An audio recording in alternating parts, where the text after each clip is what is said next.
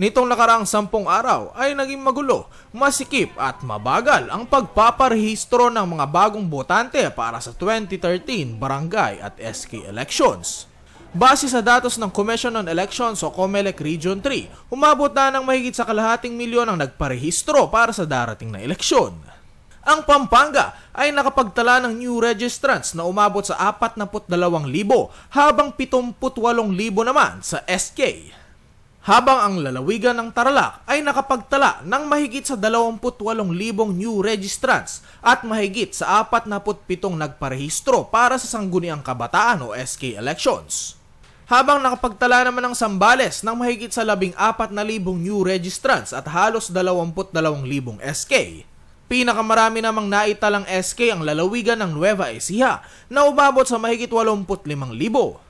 Ayon kay COMELEC Region 3 Director Attorney Rafael Olaño, may tuturing na mas gustong bumoto ng mga mamamayan sa barangay elections dahil karamihan raw sa mga humahabol dito ay may mga kamag-anak na gustong sumuporta. Yung registration ng before the May 2013 elections, almost 2 years yun. So, na-spread out yung mga tao.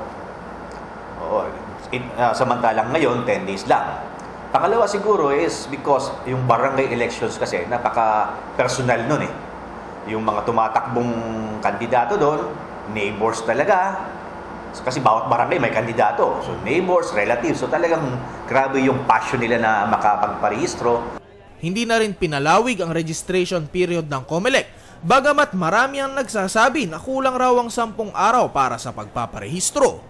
Nauna nang ipinaliwanag ng komisyon na maaapektuhan ang inilatag na paghahanda para sa nalalapit na halalan kung i-extend ang paglilista. Ipapaskil raw ng COMELEC sa kanilang mga opisina ang listahan ng mga nagpatala sa ika-5 araw ng Agosto. Maaari raw tignan ng mga mamamayan at ireklamo kung mayroong illegal registrants na napasali sa listahan. Definitely wala na extension. Naglabas na sila ng resolution kahapon na hindi na pwedeng ma-extend yung registration period. Kasi ang reason namin is that yung pagpapatala ay kalahati lamang ng proseso ng registration. Kailangan meron pa rin, dadaan pa rin sila sa Election Registration Board hearing para masala. Bagamat walang batas sa pagbabawal sa paghahakot ng mga gustong magparehistro ng mga may balak kumandidato sa barangay elections, may paliwanag dito si Olaño. It's indirect na vote buying na kasi magkakaroon na kaagad ng utang na loob yung mga hinakot ng mga registrants. Later on, pag tumakbo na bilang kandidato yung mga naghakot sa kanila, siyempre, more or less, dun buboto sa nagtumulong sa kanila para magparehistro. So yun ang medyo nakaka-violate ng batas.